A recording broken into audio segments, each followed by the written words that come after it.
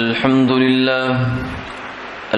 لله نحمده ونستعينه ونستغفره ونؤمن به ونتوكل عليه ونعوذ بالله من شرور أنفسنا ومن سيئات أعمالنا من يهده الله فلا مضل له ومن يضلله فلا هادي له ونشهد أن لا إله إلا الله وحده لا شريك له ونشهد أن سيدنا وسندنا وحبيبنا وشفيعنا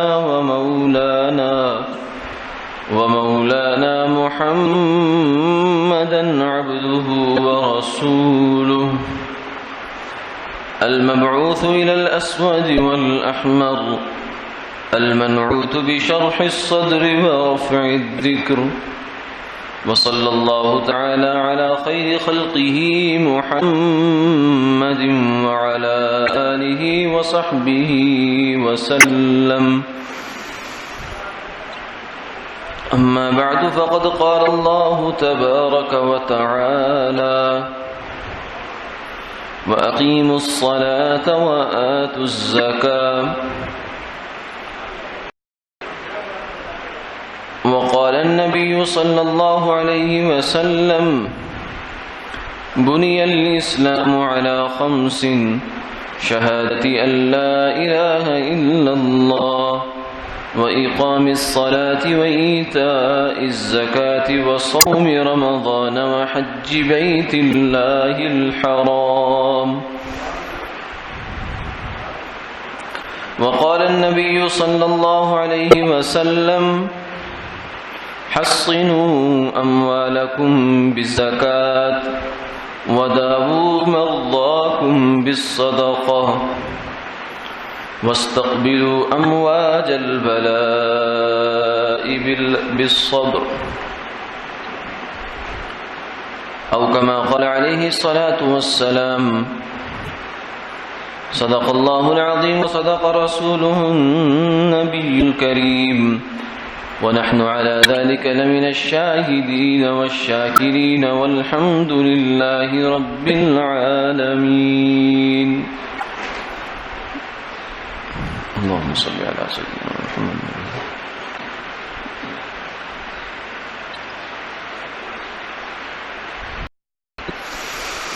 محترم و مکرم حاضرین و سامعین، اللہ رب العزت کا پاک ارشاد ہے وَأَقِيمُوا الصَّلَاةَ وَآتُوا الزَّكَاةَ، اے ایمان والو نماز قائم کرو اور زکوٰۃ ادا کرو۔ اور سرکار دو عالم صلی اللہ علیہ وسلم نے ارشاد فرمایا کہ اسلام کی بنیاد 5 چیزوں پر ہے۔ پہلی بات اس بات کی گواہی دینا کہ اللہ کے سوا کوئی معبود نہیں اور محمد صلی اللہ علیہ وسلم اس کے رسول ہیں۔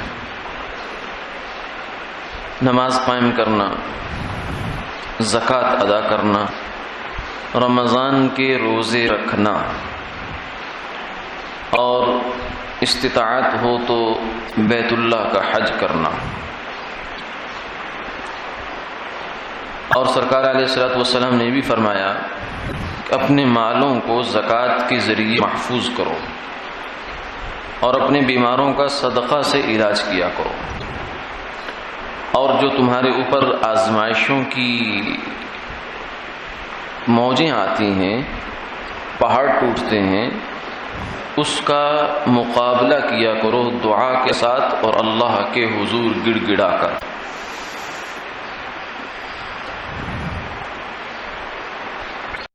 رمضان المبارک میں چونکہ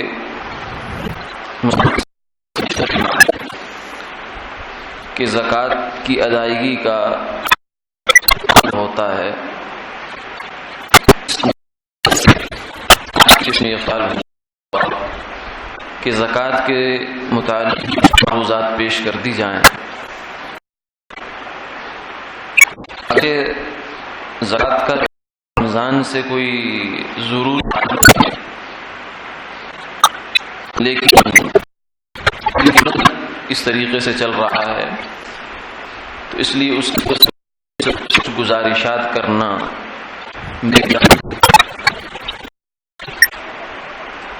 زکوٰۃ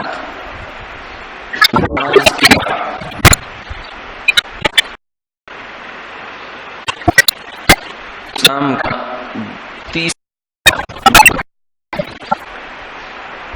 پہلا رکن ایمان ہے، توحید رسالت کا اقرار ہے، نماز ہے، اور تیسرا رکن زکوٰۃ ہے۔ رکن گئے جیسے چھت ستون، یہ دیواریں دراصل ستون ہی ہوتے ہیں، اگر ستون جائیں اور دیوار نہ بنائی جائے چھت بھی ٹوٹ سکتی ہے۔ دیواریں اس کو مزید صورت دینے کے لیے ہوتی ہیں، ورنہ چھت کھڑی ہوتی ہے۔ تو اسلام کی 5 چیزیں آقا علیہ الصلوۃ والسلام نے فرما دی۔ تیسرا ستون وہ زکوٰۃ کو دیا ہے، یعنی اگر ستون نکال دیا جائے کسی عمارت سے، اس عمارت کے قائم رہنے کا بہت مشکل قائم رہنا۔ اسی طریقے سے اگر کوئی شخص ادا نہ کرے واجب ہونے کے باوجود، تو اس کا اسلام سے تعلق بھی خطرے میں پڑ جاتا ہے۔ قرآن پاک میں اس کا بہت تاکید سے حکم ہے، 31 دفعہ تقریباً نام لے کر زکوٰۃ سے حکم آیا ہے کہ زکوٰۃ، اور ویسے صدقہ کے وہاں سے بے شمار دفعہ اس کا قرآن پاک جو پہلی صورت ہے سورۃ بقرہ، اس صورت کی ابتدائی آیات ہیں ذالک الکتاب ھدی للمتقین، ہے تقوی والوں کے لیے، الذین یؤمنون بالغیب، لوگ کہ جو رکھتے ہیں ویقیمون الصلاۃ ویؤتون الزکاۃ، کہ وہ جو کچھ ہم نے ان کو دیا ہے، ومما رزقناہم ینفقون، ہمارے دیے ہوئے رزق میں سے زکوٰۃ کیا کہ زکوٰۃ کا مطلب ہے پاکیزگی، طہارت۔ زکوٰۃ کو زکوٰۃ کہ جب مال سے نکل جاتی ہے تو پچھلا مال پاک کو اگر آپ دیکھیں تو مال پاک ہوتا ہے، بلکہ خذ من اموالہم صدقۃ تطہرہم وتزکیہم بہا، آقا کی جانب سے حکم ہے کہ میرے محبوب آپ ان کے مال زکوٰۃ نکالیں، کہ آپ ان کے مال بھی پاکیزہ ہوں گے، زکوٰۃ ادا کرنے والے لوگ بھی گناہوں سے پاک ہو جائیں گے، تزکیہ نفس ہو جائے گا، پاکیزگی کی زندگی ہو جائے گی۔ تو زکوٰۃ اس بات کا اعتراف ہوتا ہے کہ جیسے ہم دنیا میں ہمارے ہاتھ میں کچھ نہیں تھا، ہمارا ہاتھ تو اب بھی خالی ہے، یہ تو آپ کی امانت ہے جو ہمارے پاس ہے۔ کی ہر شے را خداست، این امانت برائے کہ ہر چیز میں اللہ ہے، یہ جو ہمارے پاس ہے، مال ہے، سواری ہے، مکان ہے، کاروبار ہے، دن کے لیے امانت ہے، ہم رکھوالی کر رہے ہیں، چوکیداری کر رہے ہیں اس کی، اور ساتھ میں مالک نے چوکیدار ہو، چاہے کھا بھی لیا کرو، دائیں بائیں نہیں خرچ کرنا ہے اس کو. مال تو اللہ کی عطا ہے. سیدنا موسیٰ علیہ السلام کا ان کے زمانے میں جو ان کا غالباً خالہ زاد بھائی تھا، بنی اسرائیل کا ایک تاجر تھا، اور ظاہر ہے کہ ماں کے پیٹ سے تو کوئی بھی خزانے لے کر نہیں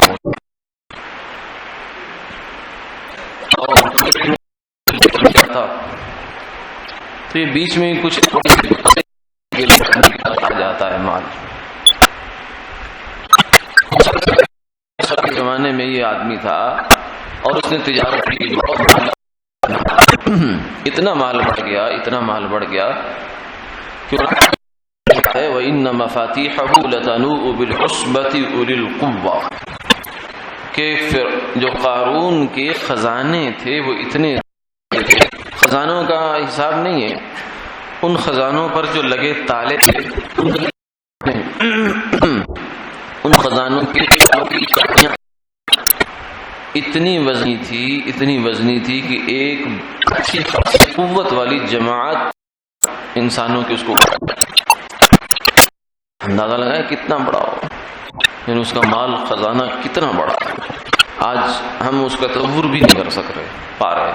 ہمارے زمانے میں کتنی زیادہ چابیاں ہوں گی، کتنی بڑی بڑی چابیاں ہوں گی کہ ایک آدمی جو ہے وہ 2 من کے قریب وزن تو آرام سے اٹھا لیتا ہے.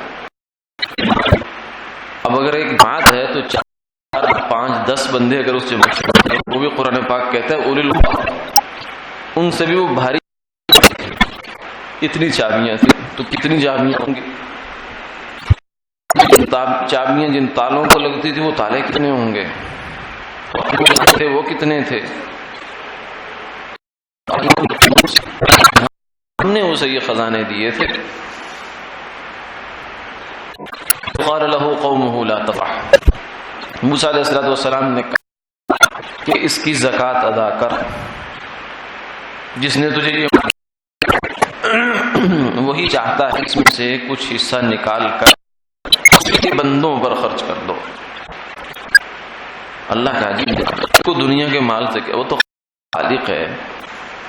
یہ تو جتنا زمین ہے اس کے اندر جتنے خزانے، جتنا سونا، جتنی چاندی، جتنے ہیرے، جتنے جواہرات اور جو دیگر معدنیات،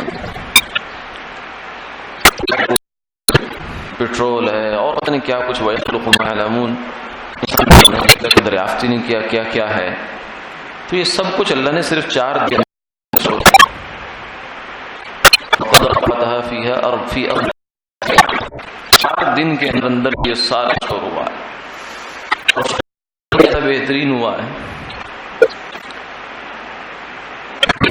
اگر زمین کا 1 فٹ کا آپ ایریا لے، گملے میں آپ مٹی ڈالیں گے، فٹ بائی فٹ دیکھ لیں اس کو، تو اس ایریے کے اندر کیا کچھ ہے، یہ اللہ کا. سارے خزانے جو ہیں وہ اور ہوتی ہے، لیکن اللہ کے نظام کچھ اور ہوتے ہیں. کیونکہ نارملی ہمارے سامنے یہ ہوتا رہتا ہے، تعجب نہیں ہوتا، ورنہ آدمی اگر تھوڑا سا غور کرنے والا ہو، لقوم یتفکرون ان فی ذلک لآیات لقوم یعقلون، سوچ بچار کرنے والا ہو، غور و فکر کرنے والا ہو، تو ذرے اللہ کی نشانیاں چھپی ہوئی ہیں. تو اس 1 فٹ کی جو مٹی ہے، آپ اندازہ لگائیں، 1 فٹ کی مٹی کے اندر آپ نہیں بتا سکتے کہ کتنی گندم ہے، کتنے چاول ہیں، کتنے ٹماٹر ہیں، کتنی سبزیاں ہیں، کتنے انگور ہیں، آپ اندازہ نہیں لگا سکتے. سب کچھ کا جو مواد ہے وہ اسی کے اندر. یہ ہے اللہ کی قدرت. ہم نے خزانے دیے تھے اس کو، قارون کو خزانے ہم نے دیے تھے، لیکن وہ ایک غلط فہمی میں پڑ گیا. اس کی غلط فہمی قرآن پاک نے یہ ذکر کی ہے قال انما اوتیته علی علم عندی،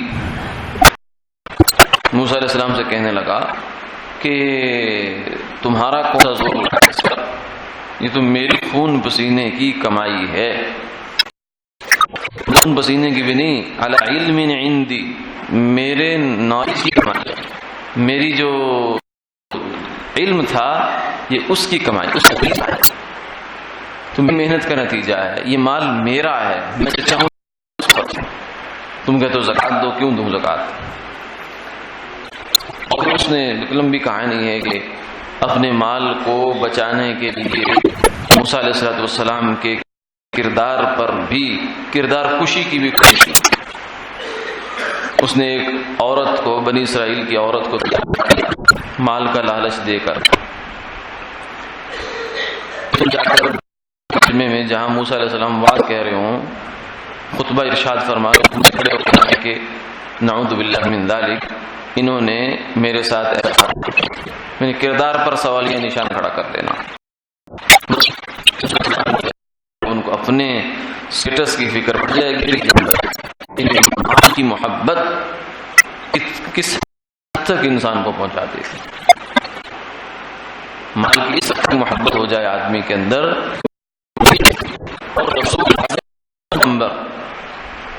کردار خوشی تک اتر آتا ہے۔ لیکن اللہ اپنے انبیاء کی، اپنے نبی کی عزت اور عصمت کا ذمہ لے، اس عورت کو، لیکن وہ وہاں پہنچی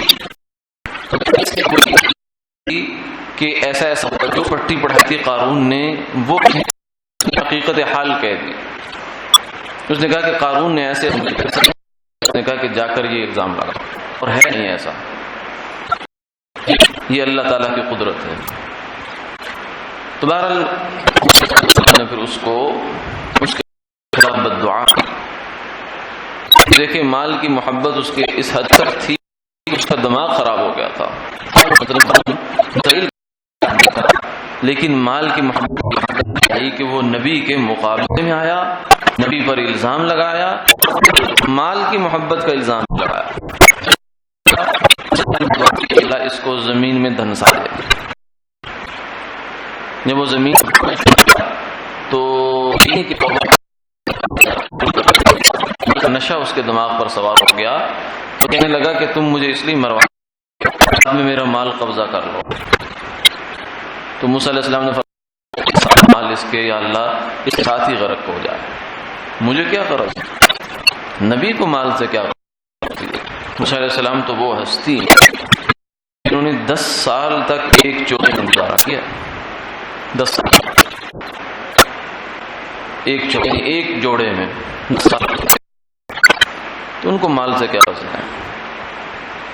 تو اس لیے قارون کو جو دھوکہ لگا، یہ دھوکہ مسلمانوں کو لگ جاتا ہے۔ جب حکم آتا ہے کہ زکوٰۃ دو، 100 میں سے 2.5 روپے دے دو، تو 100 میں سے دینا تو ذرا آسان ہوتا ہے، 1000 میں سے 25 روپے دینا بھی، لاکھ میں سے 2500 دینا بھی کچھ آسان ہے، لیکن جب بات کروڑ میں سے 2.5 لاکھ نکال دو، ارب میں سے 2.5 کروڑ نکال دو، آتا ہے کہ نہیں یار تو کچھ اور ہونا چاہیے، کہ 97.5 کس نے دیے؟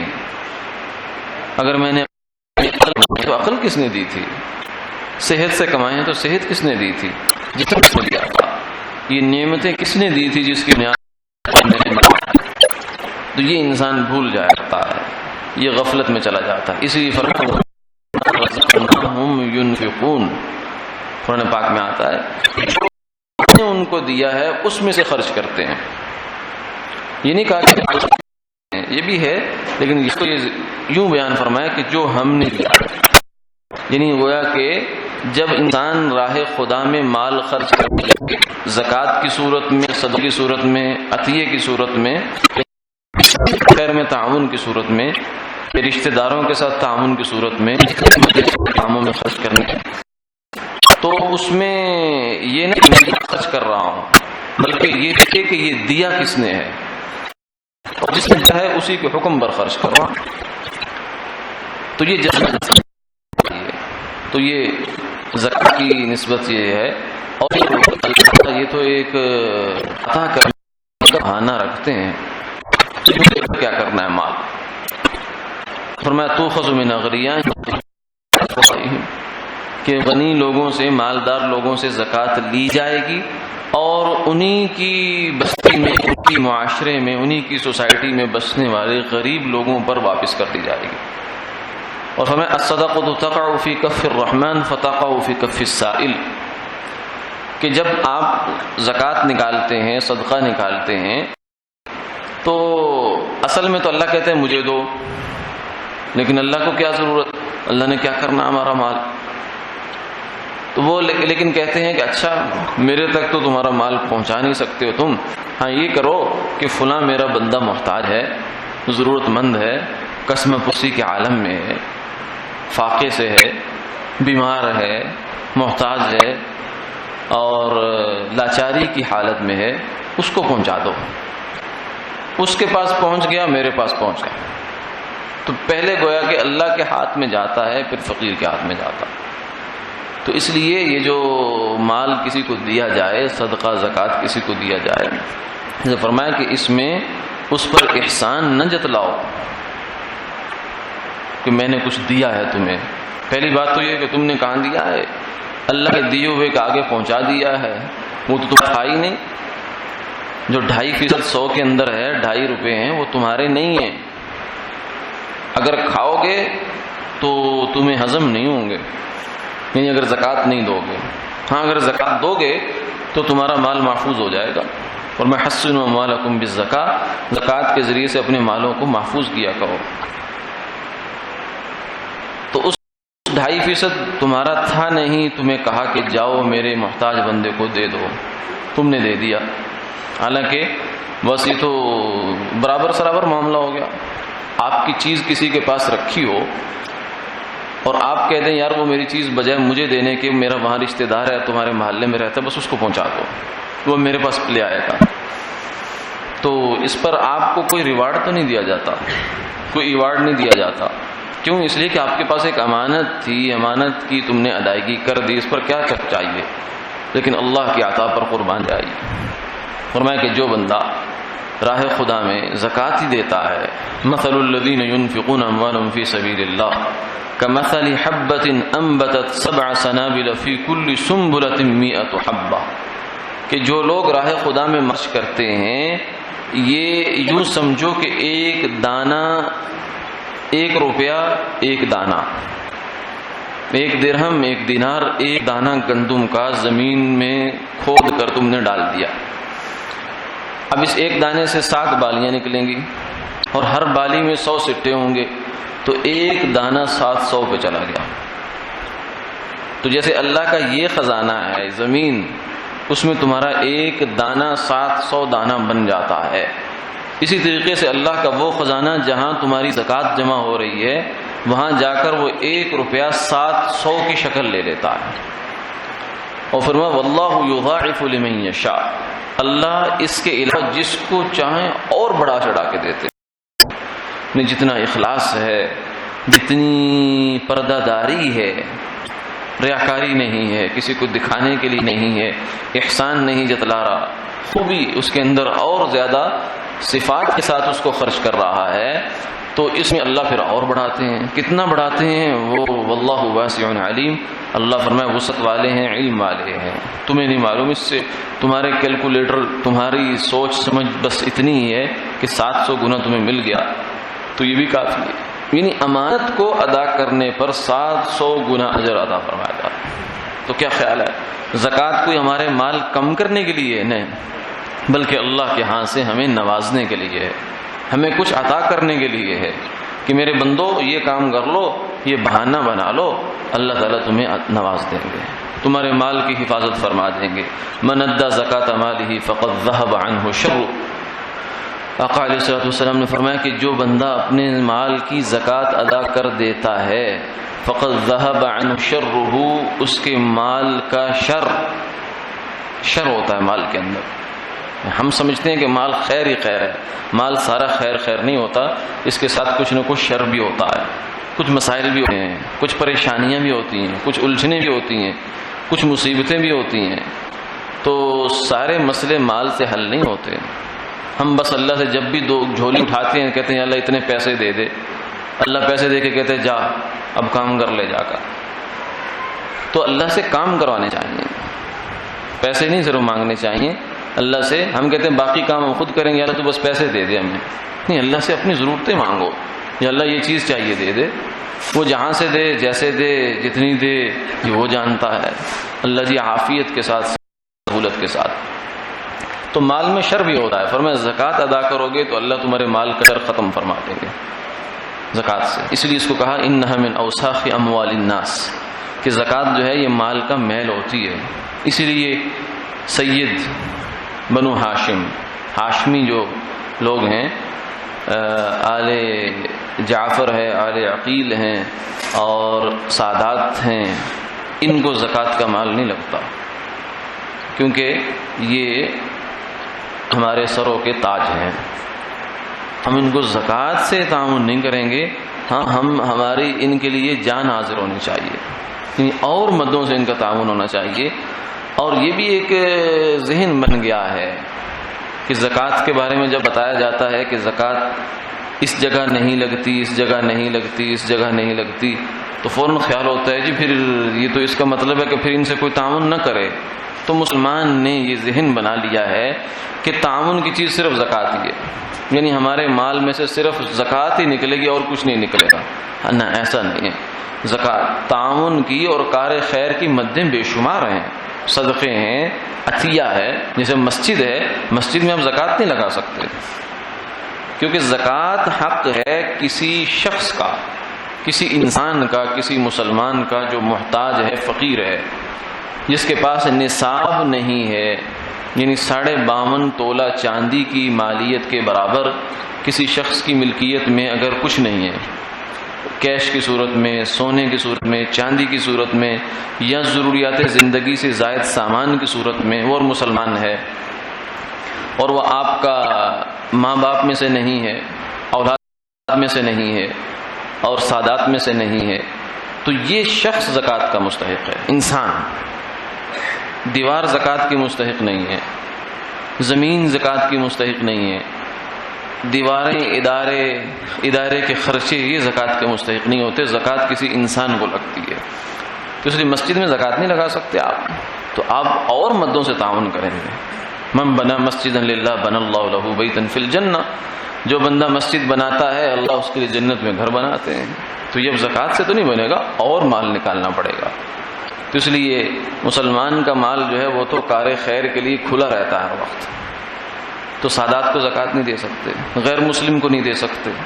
مسلمان کو دی جائے گی، فقیر کو دی جائے گی، اس آدمی کو دی جائے گی جو 52.5 تولہ چاندی کی مالیت کے برابر نصاب نہیں رکھتا.